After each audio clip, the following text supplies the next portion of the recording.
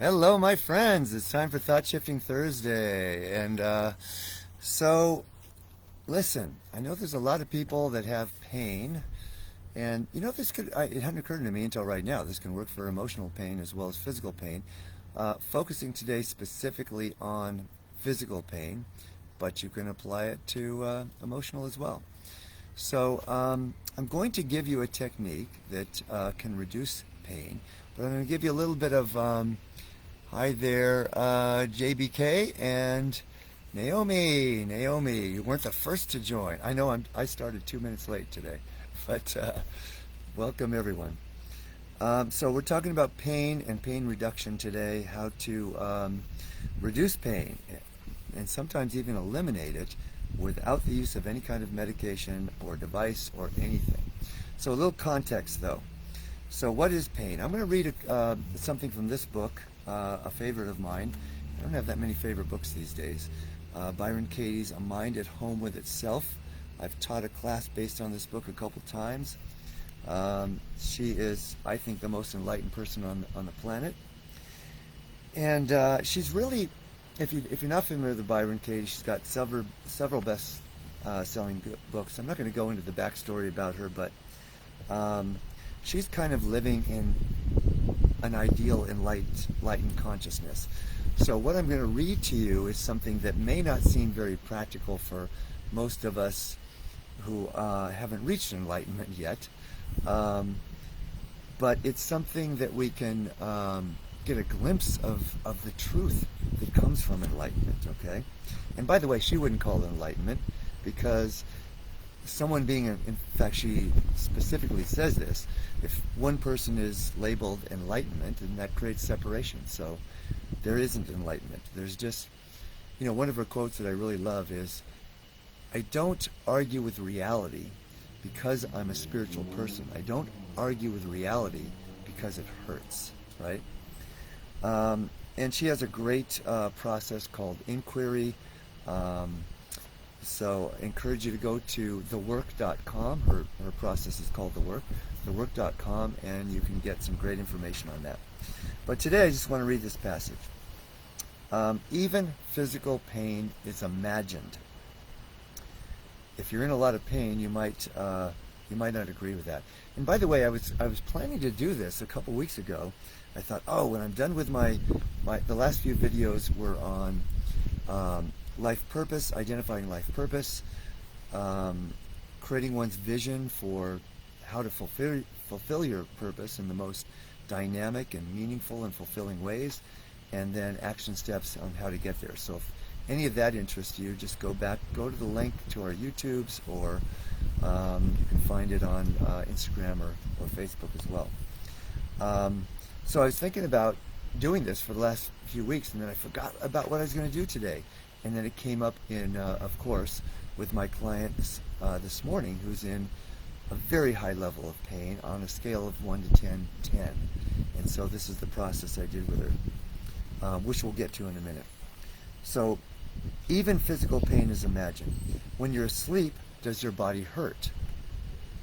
When you're hurting and the phone rings and it's the call you've been longing for and you're mentally focused on the conversation, there's no pain. If your thinking changes, the pain changes. And my client actually admitted, when I brought this up, I said, when you were teaching your classes, was the pain as intense? And she said, absolutely not, right? So the passage continues. I once stuck my hand too far into the mouth of a champion juicer. I heard the sound of crunching, and when I pulled my hand out of it, it was streaming with blood. The blood was bright red. I had never seen anything so beautiful. Roxanne, that's her daughter, who was standing beside me, was horrified. She had to be horrified because her mind was focused on past and future, on images of my hand in the juicer and the sound that was already gone, and the pain she projected onto me, and a future where she had a mother who was missing some fingers. But in reality, the whole experience was beautiful. The blood on the fingertips was healthy and lovely and free. I didn't project a past or future, so I couldn't feel any pain. There was nothing to obscure the radiant moment. The mangled fingers were the Buddha. The blood was the Buddha. The beloved, horrified daughter was the Buddha too. I waited for pain to happen, and you'll love this phrasing, Naomi, and I was open to the illusion that would create pain, but as love would have it, there was none. A couple of fingernails were gone, and one fingertip was a bit chewed up. And can you imagine that? You know, that's an actual torture technique, is putting bamboo shoots under the fingernails of someone. I know if I get a little hangnail, it hurts, right? Unless I embrace it, and that's a clue about where we're moving with this. But to actually lose some fingernails and feel no pain.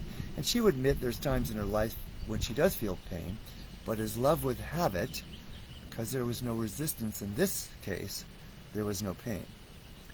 A couple of fingernails were gone, and one fingertip was a bit chewed up. We got the peroxide and gauze and wrapped up the fingers, but there was no need to take care of me because there was nothing to take care of. The fingers, the blood, the juicer, the daughter, the observer, they were all characteristics of the Buddha. And the reason she mentions the Buddha is this book is based on a Buddhist text called the Diamond Sutra. And so each chapter she gives a passage from that text and then explains it in her own Byron Katie enlightened way. Divine timing, another perfect TST. Thank you, Naomi. So I'm going to read the next paragraph as well. Another example of this. Another time in the early 90s when Paul and I were driving on a busy freeway, the car in front of us stopped short and Paul rear-ended it. This happened up and down the line and there was a huge pileup. I flew forward and my head cracked the windshield. What I was aware of was a smile within me that came from the joy of flying through the air. Then I felt the joy of the impact. It was more like a union than an eye hitting an object. I ended up on the floorboard with the smile on my face. When the policeman got to the car, he said I was in shock and they'd have to take me to the hospital in an ambulance. I said, "You know, sweetheart, I'm okay. If that changes, we'll do something about it, but I'm perfectly willing to, but right now, I'm okay." So, like I said, that may not seem practical to a lot of us, and yet it's an ideal that we can move toward. So the process I'm going to share with you is a practice that can move us toward that ideal. Let me give you a little bit of background on Byron Katie, and I highly recommend the book. Again, it's A Mind at Home with Itself. She has another book called 1,000 Names for Joy. I've taught that book as well. And the inference there is that no matter what situation in life, everything can be interpreted as joy if we frame it in that way, if we look for the joy that's coming from it rather than resisting it.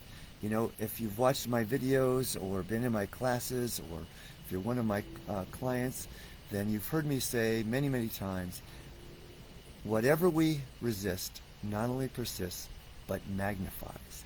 Anything that we embrace becomes our ally, our teacher, and our healer.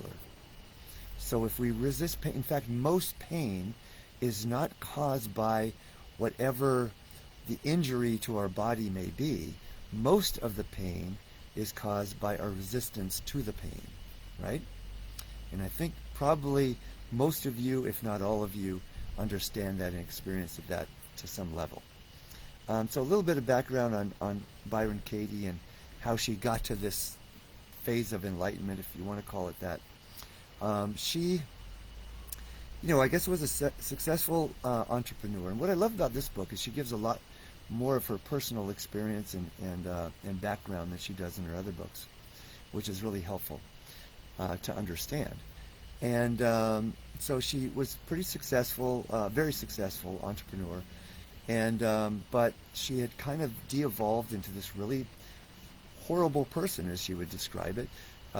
She said that she writes that her children would not want to walk past her bedroom because they didn't want to hear what would come out of it, right?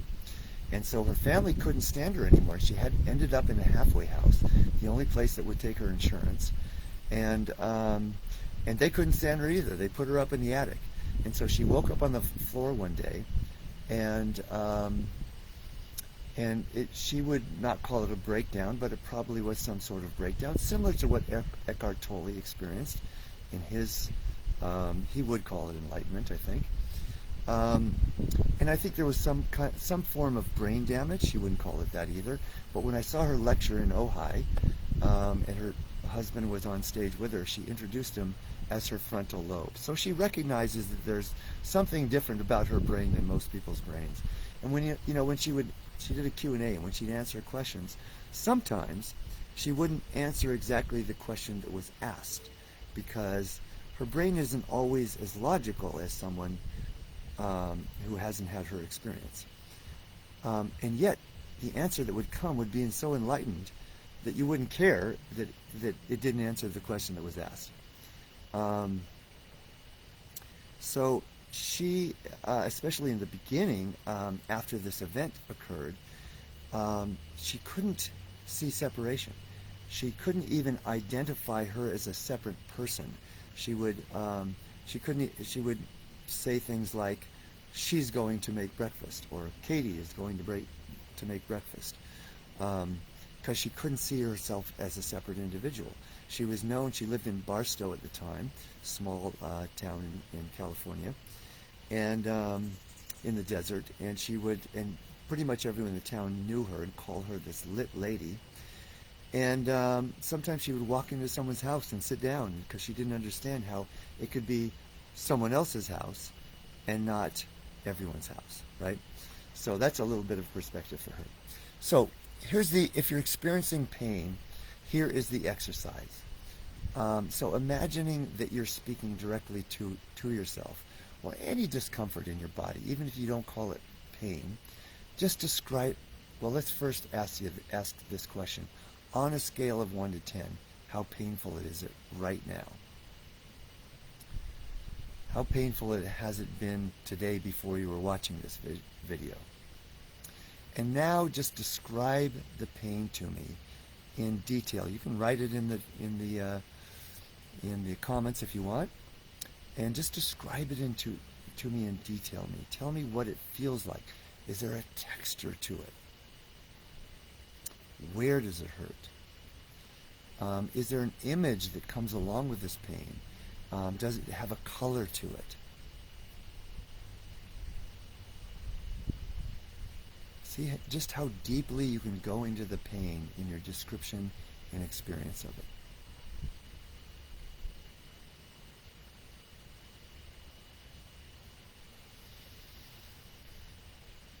Okay, take a deep breath. And what was the level of pain while you were describing it? Now, in most cases, the pain is either gone or greatly reduced. So Naomi says it's leathery, flaky, itchy skin on face. Painful cracking. Wow, that sounds painful. So in most cases, when you are describing it, it's not as painful as when you're not describing it. And why is that? Because when you're describing it, because you're going into it, you're no longer resisting it, right? So that's evidence that what we resist not only persists, but magnifies. What we embrace becomes our ally, our teacher, our healer. Now, if you want to take this even further, ask the question, what of the pain, what do you have to teach me? Now, not only are you not resisting it, now you are inviting it to teach you something. You're inviting it to be your ally, your teacher, and your healer. So, I'd love to hear back from you on what you received from this exercise. Apply it anytime you're feeling pain, and practice resisting nothing, embracing everything. So, if you got some value out of this today, really invite you to give us a comment, give us a like, share it. Acceptance, Naomi shares. Share it with others that could benefit from this. And I love doing these because, here's another phrase that you might like. Came to me recently, and let's see if I get this right. Because we often hear that we teach best what we need to learn, but we also, or maybe it's the other way around. We learn best what we teach, but we also teach best what we need to learn. And so everything that I share in these videos, I get to learn it better by sharing it with you.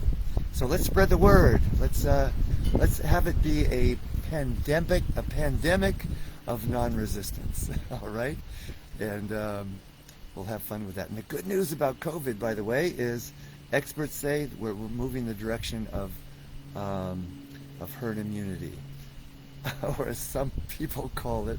What was somebody called it? Something I can't remember now. Doesn't matter. But we're moving toward herd immunity, which means if we simply embrace that understanding, we'll have less resistance to it. In fact, do you realize that it's Omicron that is less lethal, less intense than the other strains, but is more contagious, is what's leading us to herd immunity, because most people are either vaccinated or are getting Omicron, and so the very virus that caused so much fear and death and havoc in our economic and normal lives, the same virus, different strain, is what is healing it. Isn't that an interesting circle of life? So love to you, my friends, and we'll see you next week. Have a great rest of your week and a great weekend. Love y'all.